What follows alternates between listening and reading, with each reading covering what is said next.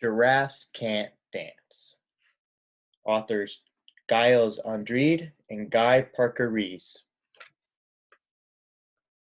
Gerald was a tall giraffe whose neck was long and slim, but his knees were awfully crooked and his legs were rather thin.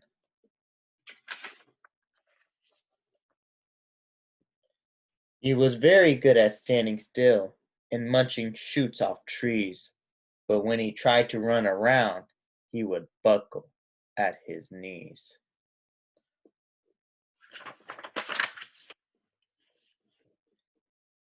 Now, every year in Africa, they hold the jungle dance, where every single animal turns up to skip and prance.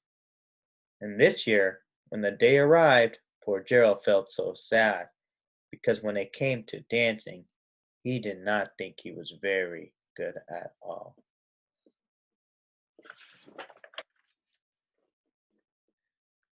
The warhog started waltzing, and the rhinos rock and rolled. The lions danced a tango that was elegant and bold.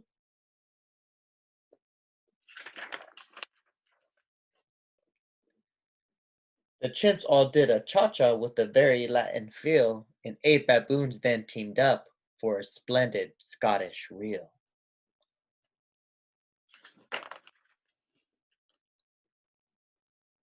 Gerald swallowed bravely as he walked toward the floor, but the lions saw him coming, and they soon began to roar.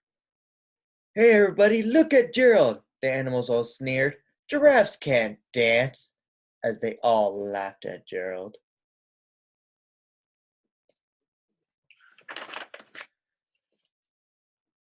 Gerald simply froze up. He was rooted to the spot. "They're right," he thought. "I don't know how to dance, and I'm no good at all." So he crept off from the dance floor, and he started walking home. He had never felt so sad before, so sad and so alone.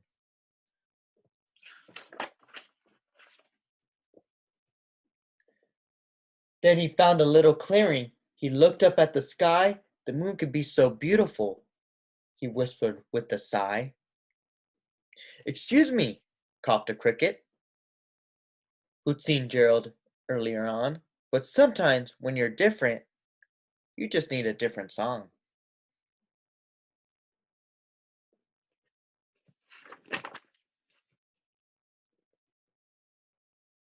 Listen to the sway grass and listen to the trees. To me, the sweetest music is those branches in the breeze.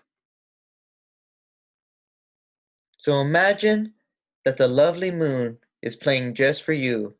Everything makes music if you really want it to.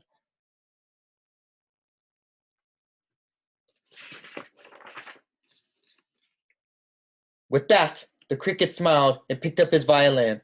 Then Gerald felt his body do the most amazing thing. His hooves had started shuffling, making circles on the ground. His neck was gently swaying, and his tail was swishing around.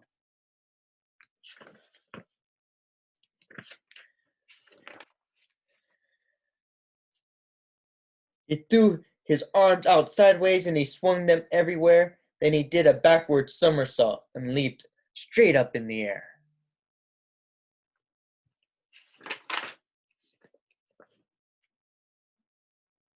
Gerald felt so wonderful, his mouth was wide open. "I'm dancing! Yes, I'm dancing! I'm dancing! I'm dancing!" Gerald cried.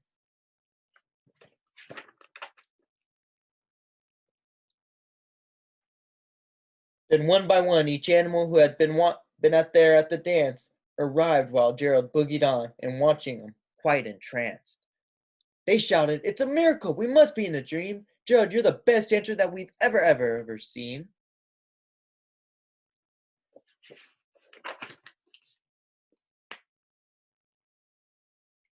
"How did you learn to dance like that? Please, Gerald, could you tell us how?" But Gerald simply twirled around and finished with the bow.